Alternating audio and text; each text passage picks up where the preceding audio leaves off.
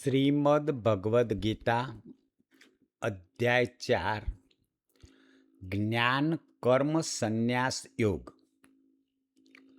આજે આપણે શ્લોક 23ને વિગતે સમજીશું. પ્રથમ આપણે શ્લોક 23નું પઠન કરીએ, પછી એનો ભાવાર્થ સમજીએ અને પછી ઉદાહરણો સહિત આ શ્લોકને સમજીએ. આ શ્લોક 23 દરેક વ્યક્તિના જીવનમાં ખૂબ જ ઉપયોગી છે. શાંતિથી આનો ભાવાર્થ સમજવા યોગ્ય છે. તો આપણે પઠન કરીએ શ્લોક 23. ગત સંગસ્ય મુક્તસ્ય જ્ઞાનાવસ્થિત ચેતસઃ યજ્ઞાયાચરતઃ કર્મ સમગ્રમ પ્રવિલીયતે. જે મનુષ્ય આસક્તિનો ત્યાગ કરીને મુક્ત થયો છે, જેનું ચિત્ત જ્ઞાનમાં સ્થિર છે અને જે યજ્ઞ ભાવથી એટલે કે પોતાનું કર્મ ઈશ્વરને અર્પણ કરે છે, તેના બધા જ કર્મો લય પામે છે, એટલે કે મુક્ત થાય છે. આસક્તિ છોડી અને જ્ઞાનમાં સ્થિર રહી ઈશ્વરને અર્પણ ભાવથી કરેલા કર્મ બંધનરૂપ રહેતા નથી અને તે કર્મોનું ફળ મનુષ્યને બાંધતું નથી. યજ્ઞ ભાવથી કરેલું કર્મ એ મુક્તિ અપાવનારું છે.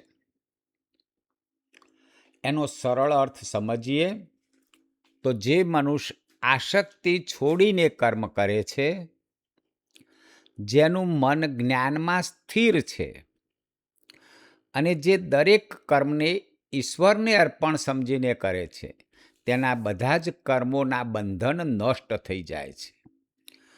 અર્થાત એવો મનુષ્ય કર્મ કરે પરંતુ કર્મનું બંધન તેને લાગતું નથી. આસક્તિ છોડીને કર્મ કરે, જ્ઞાનમાં સ્થિર રહે, દરેક કર્મ ઈશ્વરને અર્પણ કરે તો બંધન નષ્ટ થઈ જાય છે. જીવનમાં શીખવા જેવું એ છે કે કર્મ છોડવાનું નથી, આસક્તિ છોડવાની છે. તમારો જે કર્મ કરવાથી જે ભાવ છે કે મને આ વસ્તુ મળે તો એ છોડવાનું છે. પરિણામની ચિંતા ઓછી કરવાની છે. દરેક કાર્ય ઈશ્વરને અર્પણ કરવું. નિષ્કામ સેવા જીવનને શાંતિ આપે છે. કર્મના ભાર નીચે નહીં, પરંતુ ઈશ્વરને અર્પણના ભાવથી કર્મ કરો તો એ સાચો કર્મયોગ છે.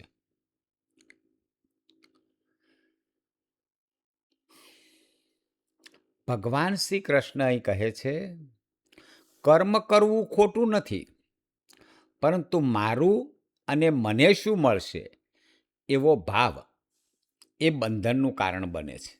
જો કર્મ નિષ્કામ ભાવથી ઈશ્વર અર્પણ બુદ્ધિથી થાય તો તે યજ્ઞ બની જાય છે અને એવા કારણ કર્મ માણસને બંધન નથી આપતા, પરંતુ મુક્તિ તરફ લઈ જાય છે. કર્મ છોડવાનું નથી, આસક્તિ છોડવાની છે. પરિણામની ચિંતા ઓછી કરો, દરેક કાર્ય ઈશ્વરને અર્પણ કરો અને નિષ્કામ સેવા એ આપણને શાંતિ આપે છે. એક ઉદાહરણથી સમજીએ. માતા સેવાભાવથી પોતાના બાળકને દિવસ રાત એની સેવા કરે છે, એને જમવા આપે છે, એને સાર સંભાળ રાખે છે. એમાં એની કોઈ આસક્તિ નથી, એટલે એ કામનો એને ભાર નથી લાગતો કે મને થાક લાગ્યો, કારણ કે માતાનો વ્યક્તિગત કોઈ ભાવ નથી કે મને આમાંથી શું મળશે. એ જ રીતે જો ડૉક્ટર સેવા અર્થે કામ કરે છે, પૈસા માટે નહીં, પરંતુ દર્દીની સેવા માટે કામ કરે છે, તો ઈશ્વરને અર્પણ સમાન છે. ઓફિસમાં કામ કરતો કર્મચારી કામને ફરજ માનીને ઈમાનદારથી કરે છે, પરિણામની ચિંતા કર્યા વિના કરે છે, તો એક કર્મયોગ છે. એક ઉદાહરણ સમજીએ. બે લોકો ઓફિસમાં કામ કરે છે. પહેલો વ્યક્તિ માત્ર પગાર માટે કામ કરે છે, હંમેશા ફરિયાદ કરે છે કે મને આ કામ ગમતું નથી, અને તણાવમાં રહે છે. આવા વ્યક્તિઓ હંમેશા અસંતોષી હોય છે. એમને કામનો બહુ ભાર લાગે છે. એને ખુશી મળતી નથી. કામ બહુ છે, સમય નથી, એમ સતત અસંતોષમાં રહે છે. જ્યારે બીજો વ્યક્તિ કામને ફરજ માને છે, ઈમાનદારીથી કાર્ય કરે છે, પરિણામની ચિંતા ઓછી કરે છે. હું મારો શ્રેષ્ઠ પ્રયાસ કરી કામ કરીશ, પરિણામ ઈશ્વર પર છોડે છે. એ જ સાચો કર્મયોગ છે. કર્મ ભગવાનને અર્પણ કરે છે. ગીતા મુજબ યોગી એ બીજો વ્યક્તિ છે. એવા કર્મયોગી માટે કામ જ ઉપાસના બને છે.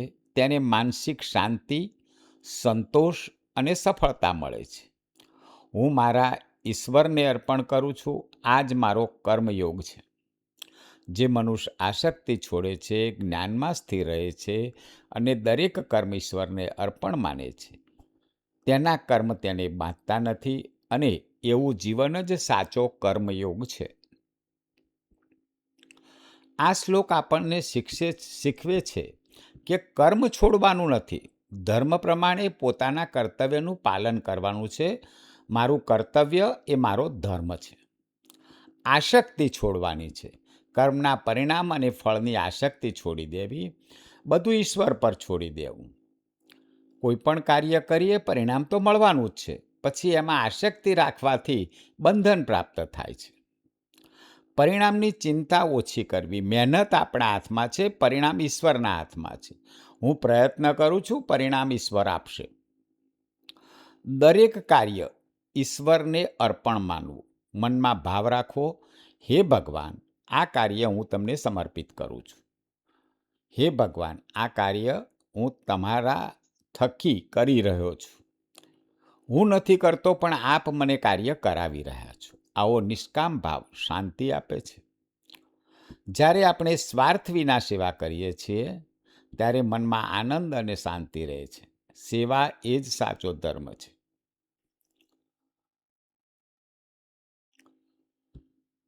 આ શ્લોક ખાસ કરીને કર્મચારીઓ, નેતાઓ, શિક્ષકો, ડૉક્ટરો, ગૃહિણીઓ, વિદ્યાર્થીઓ બધા માટે ઉપયોગી છે. નિષ્કામ ભાવથી કામ કરે આ બધા જ લોકો તો તણાવ નહીં પણ શાંતિ મળશે. કારણ કે આજના સમયમાં લોકો કામ કરતાં કરતાં તણાવમાં આવી જાય છે. દરેક કાર્યને યજ્ઞ સમજીને કરો. પરિણામની ચિંતા છોડો. તો કર્મનું બંધન રહેતું નથી અને મન શાંત રહે છે. કર્મચારી ઈમાનદારથી કામ કરે છે તો એને ઈશ્વર ફળ આપવાના જ છે. નેતા પદ અને પ્રતિષ્ઠા માટે નહીં, પણ સમાજની સેવા માટે કાર્ય કરે તો એ યજ્ઞ છે. જ્ઞાન આપવું એ પણ ધર્મ છે. શિક્ષકો બાળકોને ધર્મ સમજીને ભણાવે તો એ પણ એક કર્મયોગ છે. દર્દીમાં ભગવાનને જોઈ અને ડૉક્ટર સેવાભાવથી સારવાર કરે તો એ પણ કર્મયોગ છે. ગૃહિણી પરિવારની સેવા પ્રેમથી કરે, ક્યારેય ફરિયાદ ન કરે તો એ પણ કર્મયોગ છે. અને વિદ્યાર્થી ભાવથી અભ્યાસ કરે, ફળની ચિંતા ન કરે તો એ પણ કર્મયોગ છે. ગીતા શીખવે છે કે કર્મ કરો, પણ કર્મનો ભાર હૃદયમાં ના રાખો. નિષ્કામ ભાવથી કરો. જીવનમાં શાંતિ અને આનંદ આવશે. કર્મ કરો, પણ કર્મના ભાર હેઠળ ના જીવો. મન, બુદ્ધિ, પદાર્થ, પરિસ્થિતિ બધું સંયમમાં રાખો. મન, બુદ્ધિ, પદાર્થ, પરિસ્થિતિ, વ્યક્તિ વગેરે સાથે સંબંધ માનીને સુખની ઈચ્છાથી તેઓમાં કર્મ બંધાઈ જાય છે. મનગમતું થાય, અર્થાત હું જેવું ઈચ્છું છું તે જ થાય, જે હું નથી ઈચ્છતો તે ના થાય, એવો ભાવ જ્યાં સુધી રહેશે ત્યાં સુધી કર્મ બંધન થતું જશે અને બંધન વધતું જશે. વાસ્તવમાં જે થવાનું છે થવાનું જ છે. તેને તમે ઈચ્છો કે ના ઈચ્છો થશે જ. અને જે નથી થવાનું એ નથી જ થવાનું. તમે ઈચ્છો તોય નથી થવાનું. આમ પોતાના મનગમતું કરીને મનુષ્ય વ્યર્થ ફસાય છે અને દુઃખ પામે છે. મનગમતું ન થાય તો ચિંતા અને તણાવ થાય છે. વધુ મેળવવાની ઈચ્છા બંધન વધારે છે. ઈચ્છા પૂરી થાય તો પણ શાંતિ મળતી નથી. સ્વીકાર અને સમર્પણથી શાંતિ મળે છે. ઈશ્વર પર શ્રદ્ધા રાખો અને પોતાના કર્મ કરો. અને એથી પોતાના મનને સંયમમાં રાખો. પરિસ્થિતિને સ્વીકારો અને પોતાના ફરજરૂપ કર્મ ઈમાનદારીથી કરો. એ જ સાચો ધર્મ છે. નિષ્કામ સેવા, સમર્પણ ભાવ અને ક્ષમતા એ જીવનની શાંતિનું રહસ્ય છે. જે મનુષ્ય આસક્તિ છોડે છે એવો વ્યક્તિ મનથી નિર્લિપ્ત રહે છે અને કર્મ કરે છે, પણ તેને કર્મમાં બંધાતો નથી. જ્ઞાનમાં સ્થિર રહે છે વ્યક્તિ સદાય સત્ય અને શાસ્ત્રોના જ્ઞાનમાં સ્થિત થાય છે. દરેક કર્મ ઈશ્વરને અર્પણ માને છે, ઈશ્વરને સમર્પિત કરીને કરે છે. તેમાં હું કરું છું એવો ભાવ રાખતો નથી. એવું જીવન મુક્તિ તરફ લઈ જાય છે. એવો વ્યક્તિ શાંતિ, આનંદ અને સુખથી જીવન જીવે છે. અને આ રીતે જીવવું તે જ ગીતા શીખવે છે અને એ જ જીવનનો સાચો માર્ગ છે. નિષ્કામ સેવા, સમર્પણ ભાવ અને ક્ષમતા એ જીવનની શાંતિનું રહસ્ય છે. કર્મ કરો, પણ કર્મના ભાર હેઠળ ના જીવો. તો મિત્રો, આ જ પ્રકારના વિડીયો જોવા માટે આપ યુટ્યુબ પર spiritual motivational by Haresh Joshi subscribe કરો. જય શ્રી કૃષ્ણ.